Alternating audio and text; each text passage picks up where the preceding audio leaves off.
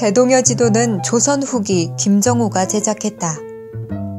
고지도 중에서 유일하게 풍수사상에 기초를 둔 산줄기 표현 방식과 산악투영도법으로 국토 전체를 그린 대동여 지도는 한국의 고지도 중에서 가장 문화 상징성이 강한 지도라고 할 수 있다.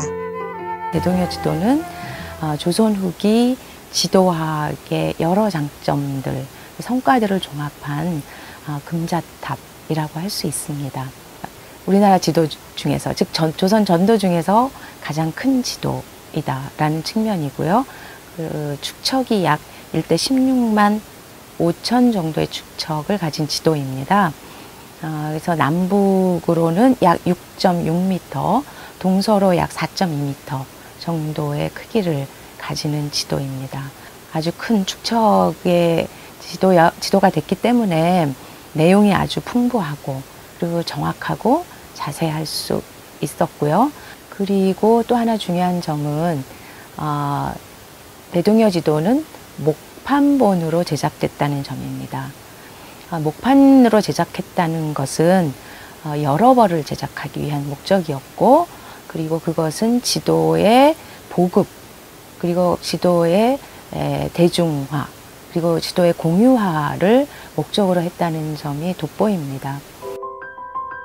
김정호는 조선 후기 황해도에서 태어났다. 그는 어릴 적부터 지도 그리기가 취미였는데 그의 영민함은 마을 사람 모두를 놀라게 할 정도였다.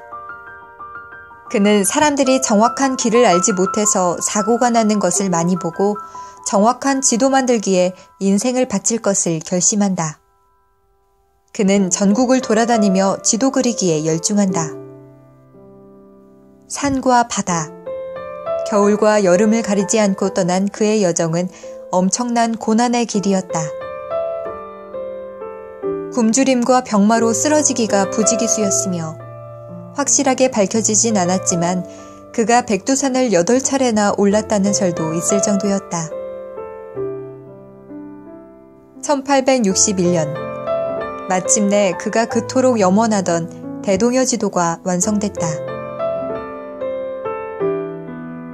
일설에 의하면 대동여 지도를 본 대원군이 김정호를 옥에 가두었다고 하는데 그 후에 그의 업적은 알려지지 않고 있다. 그런데 이제 최근에 많은 연구에 의하면 고산자 김정호 선생은 옥사를 하지도 않았고 대원군이 옥에 가둔 적이 없다라는 것이 밝혀졌고요. 그리고 고산자가 딸과 함께 둘이서 지도를 굉장히 어렵게 핍박을 받아가면서 만들었다라고 일제강점기의 자료에 나와 있었는데 사실은 그것도 사실이 아닌 것으로 최근에 이제 판명이 되고 있습니다. 이게 대동여 지도의 목판의 복제본입니다. 그런데 여기 보시면 이제 당저 12년 신유라고 해서 철종 12년 신유년 1861년에 간행된 지도표라고 하는 기호에 관한 대동여 지도에서 사용한 기호이자 법례를 수록을 해 놓았습니다. 대동여 지도의 가장 큰 특징 중에 하나는 기호를 많이 사용해서 매우 명확하고 지도학적으로 뚜렷한 훌륭한 지도를 만들었다라는 점에 있는데요. 역을 기호로 표시하고 역이라는 글자를 쓰지 않은 거죠. 그래서 양재 이렇게만 표시를 했습니다. 부산진 그러면 부산 쓰고 사각형으로만 표시한 겁니다. 수원 쓰고 그렇게 그냥. 예, 여기 영화역이 있었네. 수원의 영화. 영화 쓰고.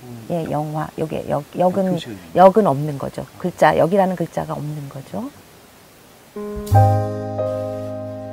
그가 직접 전국을 돌아다니며 대동여 지도를 만들지 않았다는 설들이 많으나 그 사실 여부를 떠나 뛰어난 제도 기술과 과학적 제도 방법을 통해 가장 사실적인 지도를 만들었다는 사실은 모두 동의할 것이다.